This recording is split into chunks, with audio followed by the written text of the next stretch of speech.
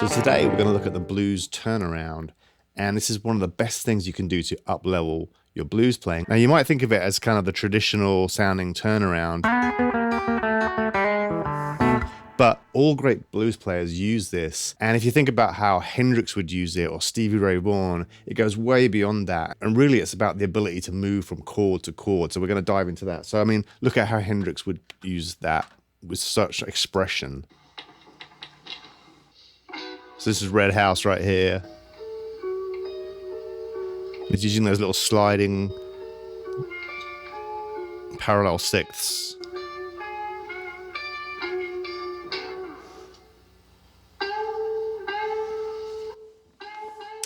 So you can hear there just that he's using that same idea, but he's using it as an expressive tool. Or if you hear Stevie Ray Vaughan's turnarounds, oftentimes his turnarounds will be a lot more pentatonic based. So basically it's the last two bars of a blues where the music pulls you away and it snaps you right back.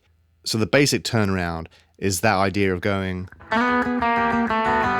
So it's usually basically bars 11 and 12 going from the 1 chord to the 5 chord. But here's the secret most people miss. Turnarounds aren't just to signal the end of a 12 bar. You can actually use them all over the place. You can use them in bars 4 and 5 or bars 8 and 9. In fact, you can actually basically use the turnaround over any time you play in the 1 chord. For example, if we're in the key of E, there's 2 basic turnarounds you can do. And what they're doing is they're moving between the 3rd and the 5th of the chord, or the 5th and the 7th. So here's the 2 basic ideas. So if I play an E7, here's my G sharp, which is the 3rd of the chord, and you can just slide that up chromatically. Or you can go back the other way. So it's a way of moving, it's a way of creating a sense of movement within the 1 chord. Or like that. And then the other way you can do it is between the 5 and the 7, which is the classic. I'll start by going down. That one there, right? So what you're doing there is you're starting on the 7th of the chord, E7. And then you're walking down chromatically to the 5th. And with both of these, I'm pedaling, what's called pedaling, which is I'm playing them over a drone, basically a drone note. And you can do that going up as well. That's the basic idea of the turnaround. Now there's a million different variations on that. And the most basic one is where you're playing these sixths. So going down, and then you're adding a 6th on top. So you get this. Now, how does that work? Well, if you look at the actual music theory behind that, it's really interesting because it's creating that tension in there. And if you look at the actual chord structures, you've got an E7 like this. And then you're just sliding that down to a D sharp or an E flat, which actually creates the sound of an E diminished chord. So you're going from like an E7 to an E diminished. And then this one here, if you go down, you basically just go down again. So you're just sliding that E7 shape. It's like that little D7 shape. You're just sliding that down.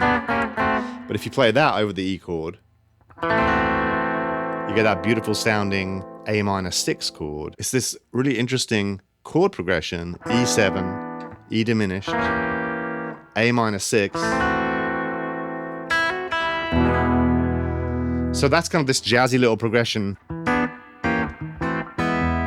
So the grandfather of these turnarounds started in the Delta with players like Robert Johnson. And you can hear this exact type of thing. I mean, there's a couple of different Robert Johnson turnarounds that it's good to learn. A lot of Robert Johnson's songs had this little turnaround in it. For example, Hellhound on My Trail. Just check this out. He's using that same kind of, that idea there, but he's kind of playing with it, right?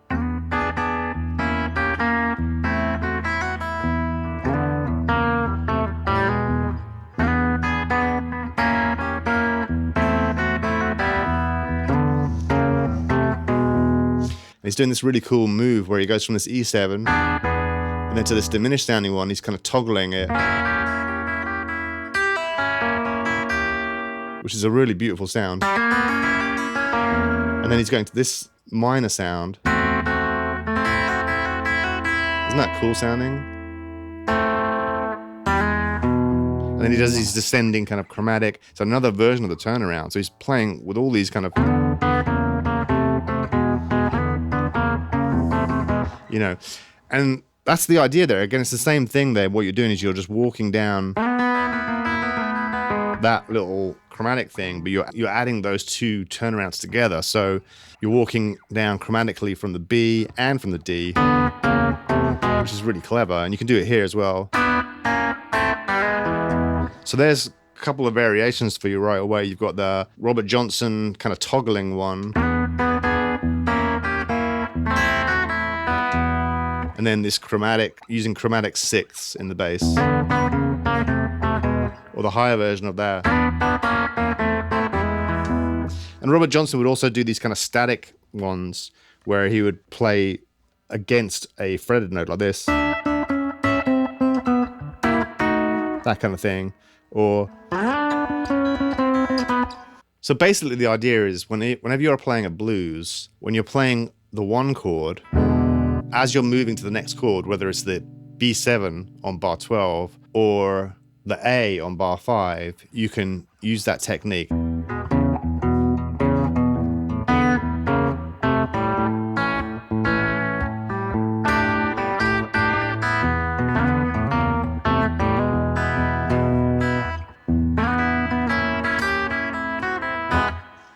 You can hear Clapton playing the same kind of thing with his version of Sweet Home Chicago.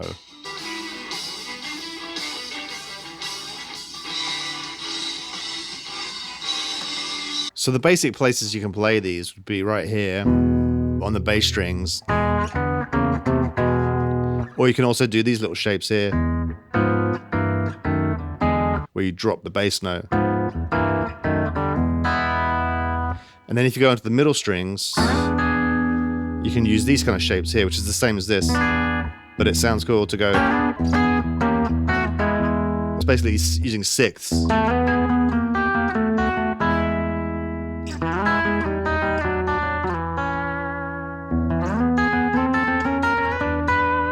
You know, you can hear there's the relationship between Hawaiian slide guitar and blues guitar, and there definitely was that. If you go back into the beginning of the last century, one of the influences of blues music was Hawaiian music, right? So you can kind of hear that.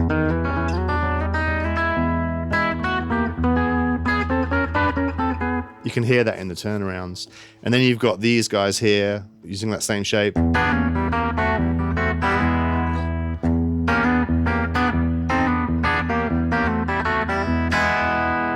Then you've got the pedal turnarounds where you're playing over an open string or a fretted note. And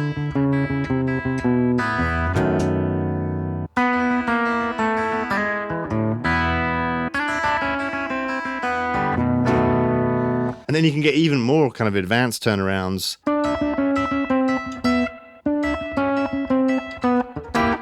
Or even contrary motion turnarounds where you're going in two different directions. So like this. So there you're doing the descending one and the ascending one at the same time. So you can get really fancy with these things, but you can put them in all over the place in your blues playing.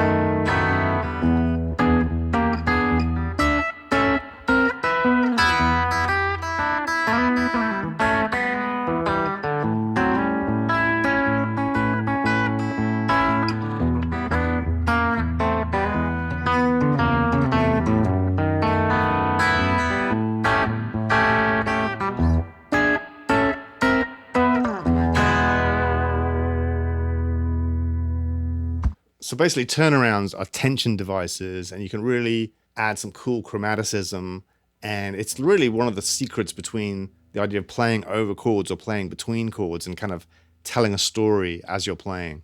So the formula is you choose your starting note, whether you want to go up or down, descending chromatic lines, and it's either going to be the third of the chord,